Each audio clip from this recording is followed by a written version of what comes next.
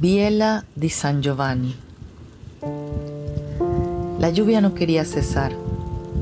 Desde muy temprano había comenzado aquel día y aún seguía salpicando, con rítmico gotear, los cristales de una de las ventanas. La otra ventana, que es de madera, amenaza cada instante con abrirse.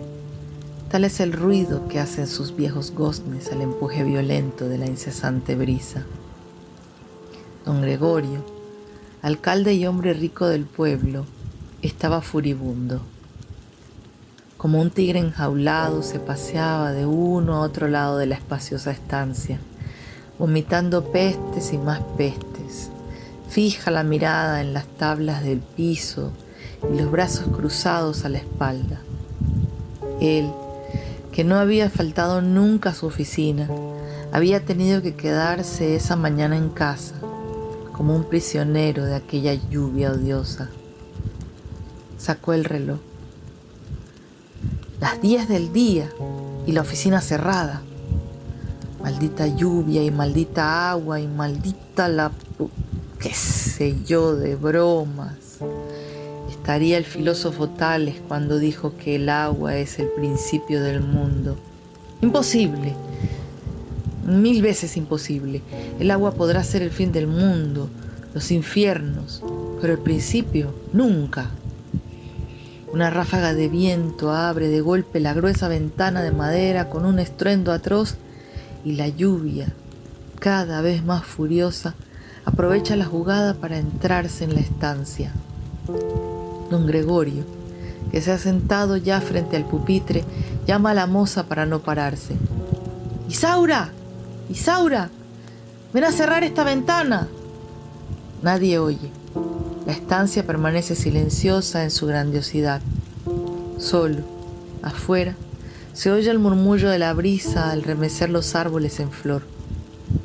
La lluvia sigue entrando a torrentes por el hueco abierto de la ventana. Don Gregorio, que ha esperado silencioso, vuelve a gritar con ira. ¡Isaura! ¡Isaura! ¿Qué, no me oyes? En la otra estancia, muy lejana al parecer, se oye ruido de pasos que se acercan y una voz muy débil que apenas se percibe. Es tan suave como el tenue murmullo que en la noche producen las alas de un murciélago al rozar con las hojas de los árboles. Pero don Gregorio no ha oído ese murmullo de la fontana porque el viento, que es amigo de las broncas, ha sabido desviarlo de su oído. Viendo pues que no llega nadie, el buen hombre se dispone a pararse del cómodo sillón. Pero en ese instante entra en la estancia una mocita de unos 16 años, llena toda de gracia juvenil. Sus manos y el delantal llenos de harina anuncian que está muy atareada. Llena así de blancores mucho más graciosa. Se diría una muñeca de porcelana blanca. ¿Pero te habías ido al cielo, chiquilla? ¿No me oías? ¿O no querías oírme? Era que estaba muy ocupada, padrino. ¿No me ve cómo estoy llena de harina? ¿Cómo le estaba haciendo la torta que tanto le gusta? Ah, con que estamos de torta, ¿no? Pero, ¿es por mí que la haces? Ya sabes que a Juancito también le encanta. Es que yo... Bueno, cierra la ventana antes de que se llene esto de agua y vete a acabar la torta. Isaura va a cerrar la ventana y en tanto que hace esta operación, luchando con el viento, don Gregorio la dirige sonriente sin pararse de su asiento. Las dos hojas a la vez no, chiquilla, que te arrastra el viento, una primero y luego la otra. Aprieta bien el picaporte, ya está, ahora la otra, muy bien. La chiquilla queda satisfecha de su trabajo y pregunta a don Gregorio por decir algo. ¿Ya leyó la carta que le traje antes? ¿Qué carta, muchacha? La que le mandó el señor cura. Ah, ya caigo, se me había olvidado. Esta amnesia no quiere abandonarme en un solo instante. Voy a ver qué me dice el señor cura. La moza sale de la estancia. Don Gregorio rasga el sobre. Con pasmosa calma lee. al señor don Gregorio del Valle, alcalde del pueblo, presente. Estimado amigo, le escribo para comunicarle noticias que seguramente le interesan. Su hijo Juancito ha cometido otra de las suyas. Esto lo dice todo el pueblo. Si antes, pues, le escribía para decirle que su hijito me robaba las preciadísimas frutas de mi huerta, ahora, después de tantos años, le escribo para comunicarle que su hijo se ha robado algo mucho más costoso. Y es el caso que, valiéndose de engaños, se ha burlado de la hija y única esperanza de mi vecina Josefa, es decir, de esa preciosa criatura que usted apadrinó y que le sirve ahora de moza. Tome pues las precauciones del caso antes que la madre se entere y le arme un molote. La noticia se va regando por el pueblo de boca en... Don Gregorio no pudo terminar. Estaba furioso. Estrujó la carta entre sus toscos dedos y la arrojó al canasto. Luego corrió a una de las puertas y llamó desesperado. «Tomasa, Tomasa, ven acá, mujer, pero apura que voy a reventar». Entra doña Tomasa, su esposa, muy asustada. «¿Qué fue? Dime, ¿cuántos años tiene Juancito?» 17. ¿Y eso para qué? ¿No me decías el otro día que deseabas mandarlo al extranjero a continuar sus estudios? Di. Sí, hombre, pero ¿qué ha pasado? Bueno, alístalo para que se vaya, que yo arreglo lo demás. Oh, esto es insoportable. Lee esta carta y te explicarás todo. Doña Tomasa se arregla precipitadamente los anteojos y comienza a leer la carta, al tiempo que se sienta en un cómodo sillón. En su flácido rostro se van marcando, a medida que lee, los diversos gestos de un asombro creciente. Al abordar por fin el punto culminante de la carta, da un grito de espanto que no puede reprimir. ¡Cielo santo! Y queda anonadada bajo el peso de aquella novedad inesperada. En tanto, don Gregorio, sin fijarse en las lágrimas que derrama su esposa, hojea rápidamente los últimos periódicos. Al fin encuentra lo que le interesa y lee. El sábado 1 de octubre saldrá de Colón el vapor Tierruca con rumbo a New York. Muy bien, mi barco debía salir pasado mañana, pero ahora, en vista de lo ocurrido, saldrá esta misma noche y nos iremos en él. Si Dios quiere, el sábado lo embarco en el vapor Tierruca. Doña Tomasa sale de la espaciosa estancia sin proferir palabra, y en eso entra Juancito, que viene del campo empapado en agua. Le traigo una gran noticia, papá. ¿Qué noticia? Ni san demonios. Condenado de los infiernos. ¿Qué es lo que te pasa con Isaurita Fuentes, mi ahijada? Nada, papá. ¿Cómo que nada? Es que yo le iba a decir, pero no me atrevía, que ella era mi novia y que yo la quería y que me quiero casar con ella porque... ¡Ah, sinvergüenza! Larga de aquí si no quieres que te abra la cabeza con ese tintero. Pero papá, salga. Isaura Fuentes no pudo despedirse de Juancito. Esa tarde sombría, cuando pudo el cielo despejarse por fin de aquellas nubes que lo habían escondido todo el día, montaron padre e hijo en sendas bestias y se fueron corriendo rumbo al puerto. Y ella lo vio alejarse. Escondida en su cuarto, presenció la partida del que llevaba su alma, mirando por una rendijilla que encontró en la pared. Sintió por un momento un deseo enorme de salirle al encuentro y agarrarse furiosa a la brida del caballo para impedir su marcha, pero no se atrevió. Fue cobarde en ese instante. Sintió un gran miedo de perder su amor, ella que lo amaba tanto, y se quedó en silencio clavada a la pared húmeda y fría, y así lo vio alejarse, pero perderse en un recodo del camino, sin proferir siquiera ni un gemido, quieta como una estatua y como anonadada ante el naufragio de su primer amor. El recuerdo de Juan fue desde entonces como una floración de tristeza en su almita inocente. La bruma tenebrosa de la melancolía se apoderó de su ánimo abatido y lo fue aniquilando poco a poco.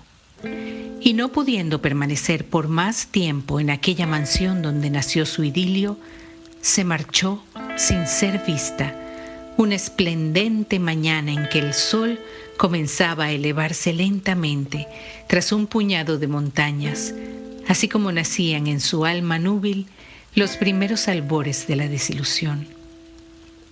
Pensó, antes que nada, ir a su casa a buscar a su madre, que ya sabía su falta, y pedirle perdón de su pecado, pero...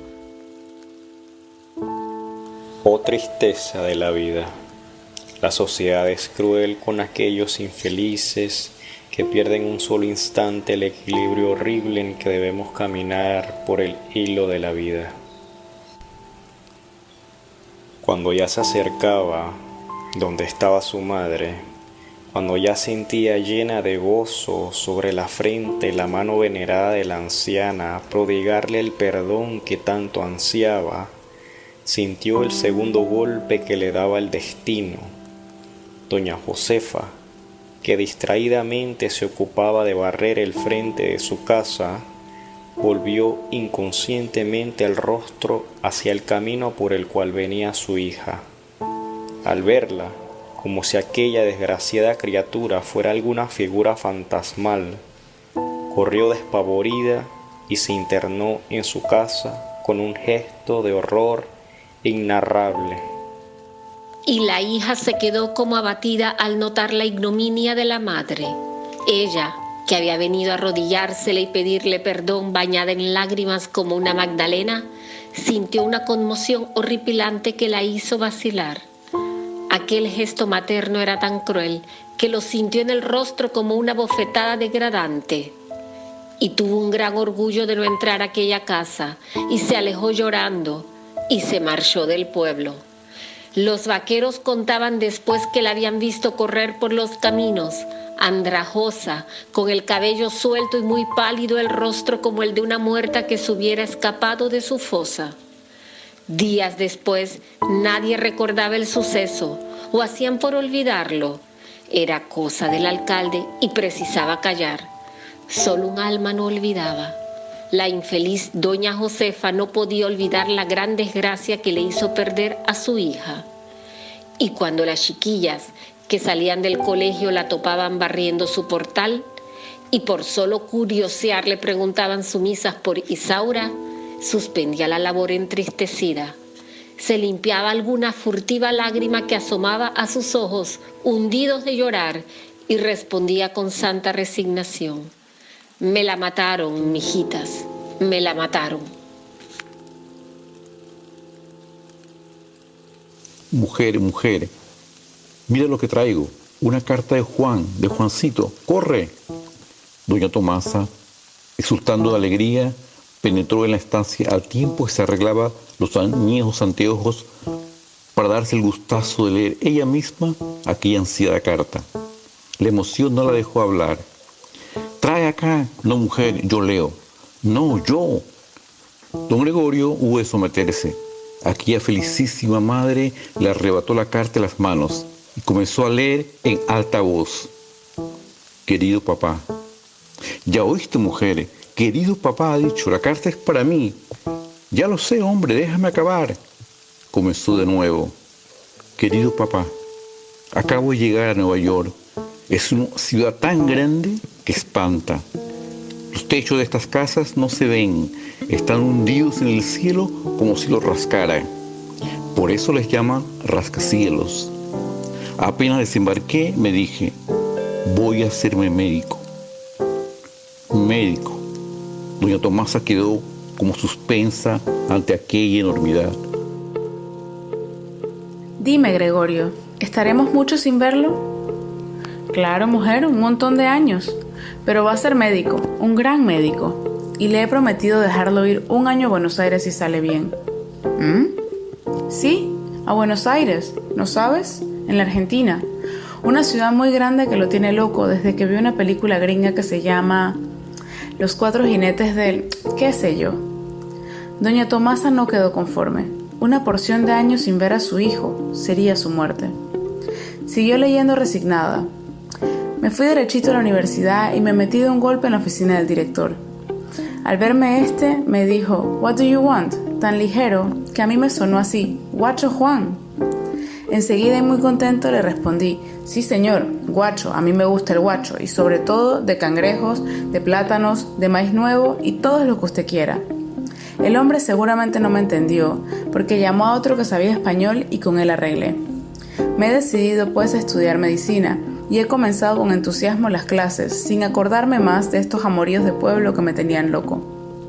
Con muchos besos para ti, mamá, se despide pues, Juancito. Dejó de oírse la voz sorda de la esposa. Don Gregorio tuvo que acercarse a la ventana en busca de aire fresco. La emoción lo embriagaba.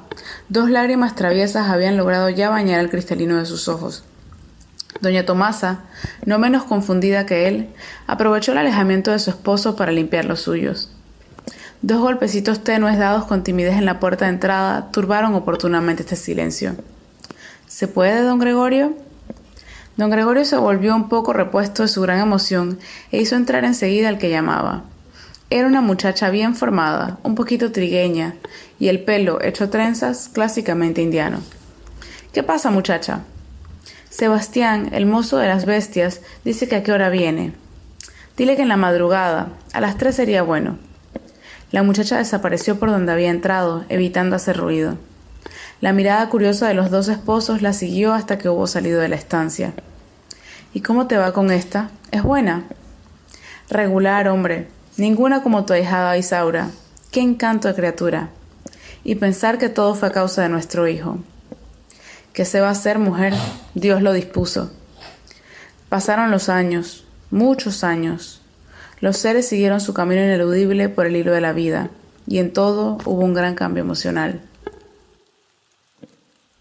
Era en Buenos Aires. Atardecía. Una gran claridad de oro y cobalto iba tomando el cielo, por donde se escondía, a manera de un disco enrojecido, el sol.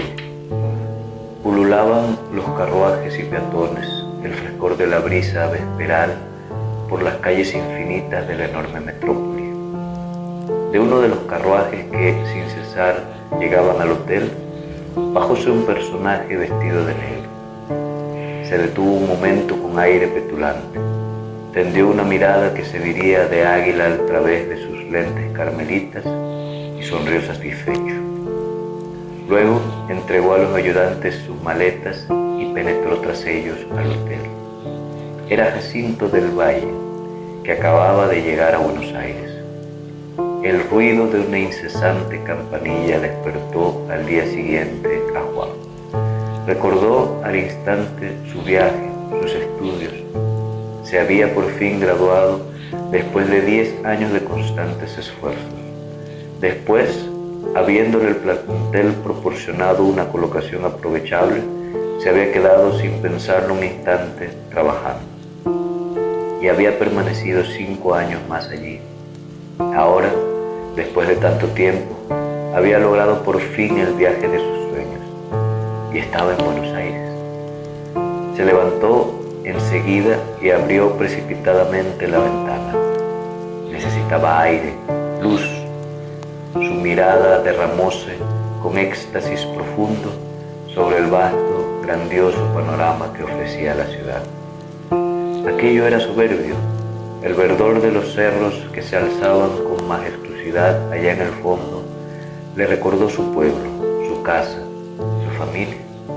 ¿Cómo estarían sus padres, tanto tiempo sin verlos? Y aquellas impresiones del momento lo fueron conduciendo poco a poco por el mar casi dormido de su triste pasado, y fue rememorando sin querer. Aquella Isaura Fuentes, esa bella chiquilla que fue su amor primero y a quien nunca había podido olvidar. La amaba tanto. Poco había logrado saber de ella desde que estaba en Nueva York, pero lo poco que sabía era suficiente. Sus amigos le escribieron anunciándole que había huido del pueblo una mañana y que sin duda había muerto. Pero él supo años más tarde que aquello era un error. Una tarde en que menos lo pensaba, recibió una carta firmada por Isaura, llenándole de oprobio por su descompasión.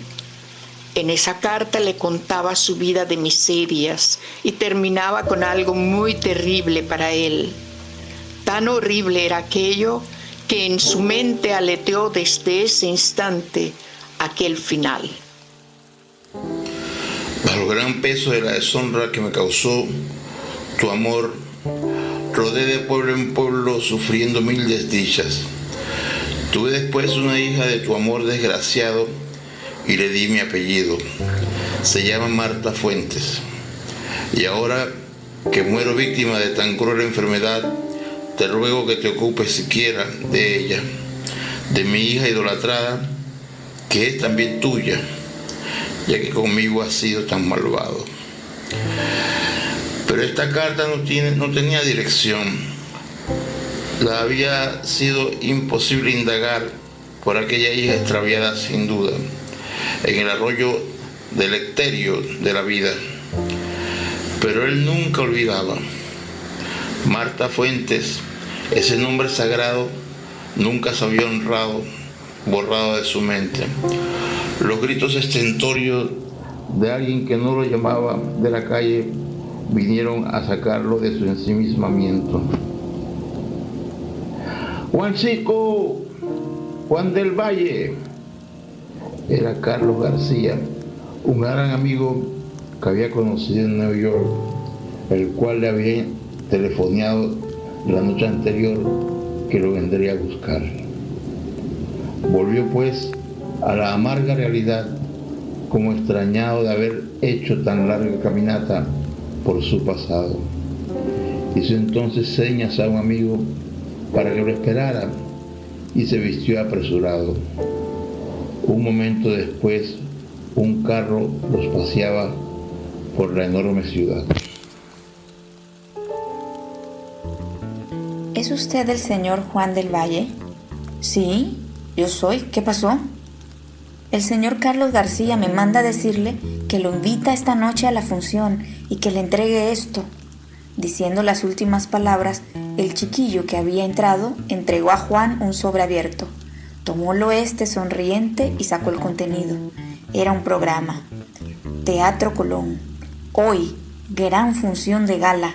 La célebre cupletista Viela di San Giovanni debutará en esta capital. Selecto repertorio. Juan del Valle acabó de leer aquel cartel con gesto complaciente. Esperó un rato pensativo, como con indecisión. Debía divertirse, conocer el teatro.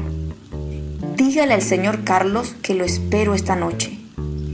Ya habían dado el último campanillazo cuando entraron al teatro apresuradamente Juan del Valle y su amigo.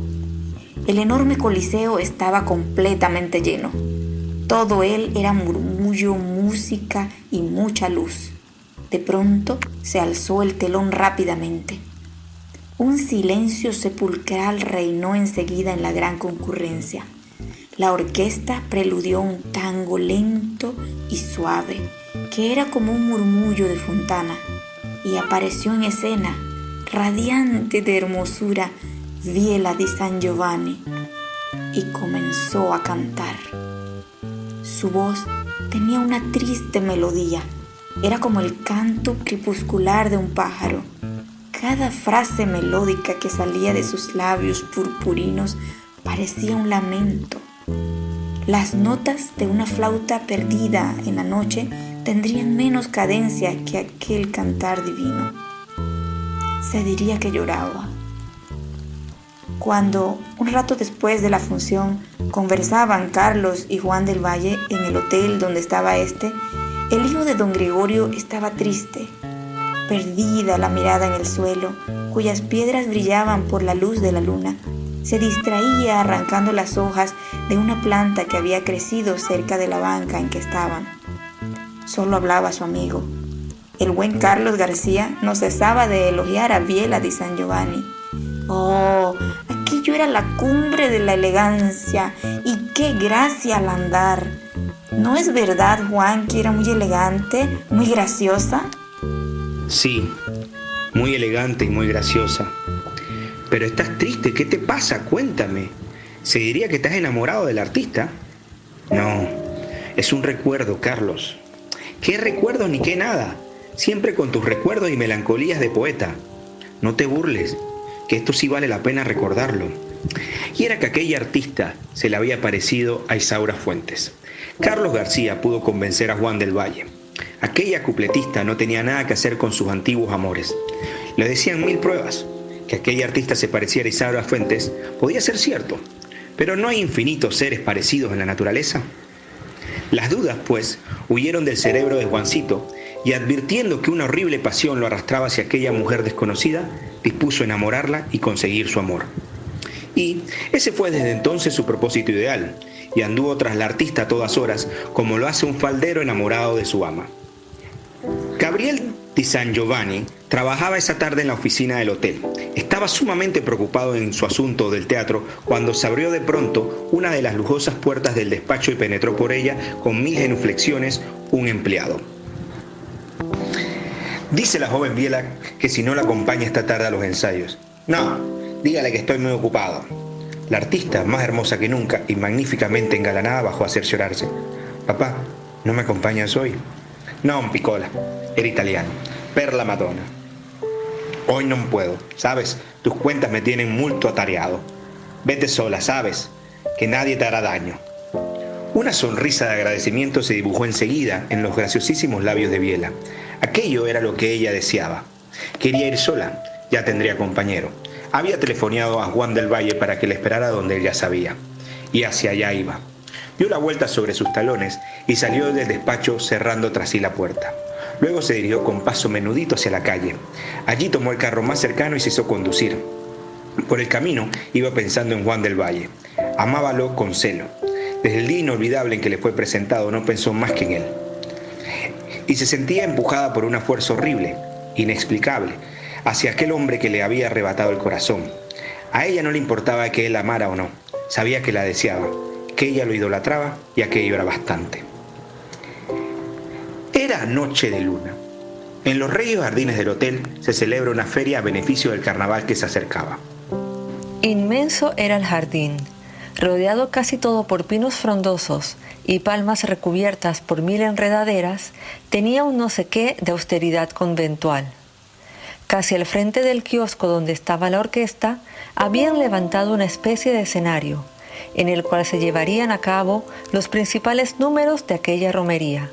El primero y el principal de todos era una gran sorpresa, pero era una sorpresa que ya todos sabían o suponían saber. Biela di San Giovanni iba a cantar. Carlos García llegó a aquella fiesta como nunca temprano. Cuando le dijeron que Juan del Valle no había bajado todavía, hizo un gesto de impaciencia y se sentó en un gran banco de piedra a esperarlo. Su espera no fue larga. El bullicio de la gente le hizo volver el rostro hacia la enorme escalera del hotel, por la cual bajaba muy lentamente Biela di San Giovanni del brazo de Juancito. Las armoniosas notas de la orquesta dominaron enseguida el susurro de colmena que producía el gentío, y cada cual corrió a ocupar su sitio cerca del escenario. Juan del Valle, aprovechando el instante en que el artista se vestía, se acercó a su amigo Carlos. Hacía días que no se veían y era preciso un corto parloteo. Mira, Juancito, hace ya 2 semanas que te busco sin poderte encontrar. ¿A dónde estabas? Trabajando, chico. Oh, sí, tu trabajo es excelente. Se cuenta, entre otras cosas, que has hecho tu querida a Biela di San Giovanni y que vives con ella en este hotel. Todo eso es cierto, pero tú sabes la historia de memoria y quieres que te la cuente yo en persona, ¿verdad? Cuando ya comenzaba aquel relato, con todos los detalles de su cruel seducción, sonó en el escenario la campana estridente que anunciaba el comienzo. Un silencio impotente reinó en el gran jardín. Las miradas de todos esperaron ansiosas a la gran artista. Y empezó la función.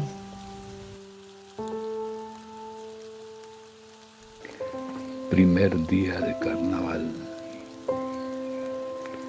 Biela de San Giovanni, tendida muellemente sobre rico diván, dormitaba inquieta. Se había vestido regiamente para el tradicional paseo de aquella tarde, pero un gran malestar se había apoderado de ella en el preciso momento de partir, haciéndola acostarse. A su lado, y como contagiado por su enorme tristeza, Juan del Valle la miraba extasiado. Biela estaba muy triste, inmensamente triste. Hacía 3 años que había muerto su madre, en día como ese, y no podía olvidarla. Pobre madre. Al recordarla, tuvo un deseo inefable de desahogar su espíritu contando a alguien la horrible tragedia de su vida. Y, no encontrando ante ella más que a Juan, el primer hombre a quien había adorado, le rogó que escuchara.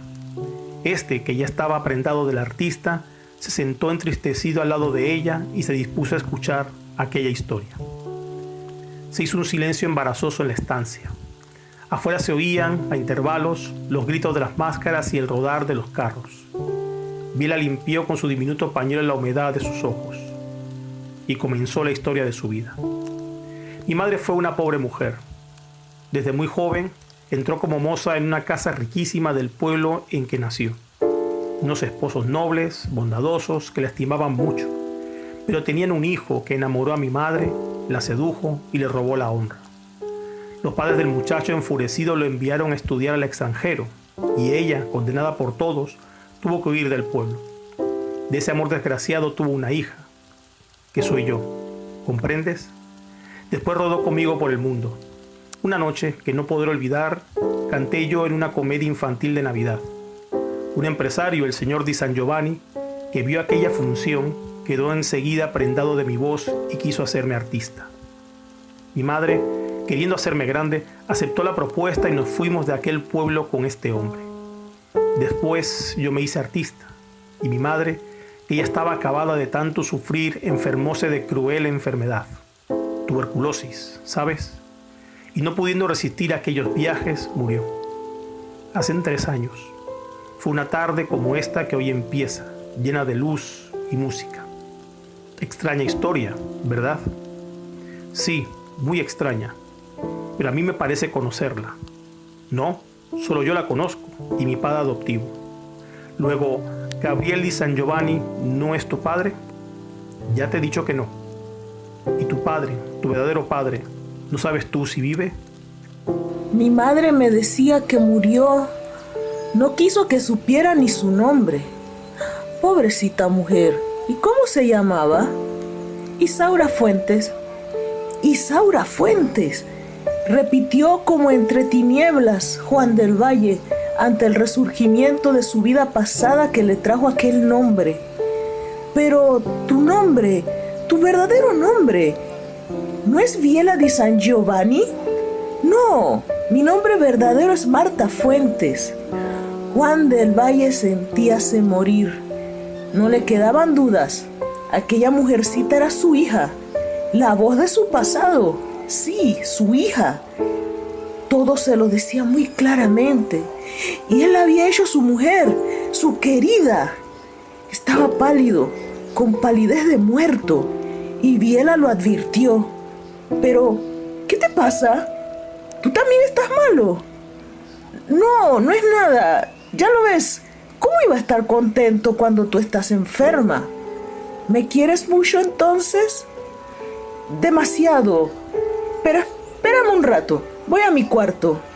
Te espero, sí, pero no te demores, que tengo miedo. Y Juan del Valle penetró horrorizado en el cuarto contiguo. Biela quedó sola. Un silencio sepulcral reinó en la estancia, que solo interrumpía de vez en cuando el bullicio de la fiesta que llegaba hasta allí.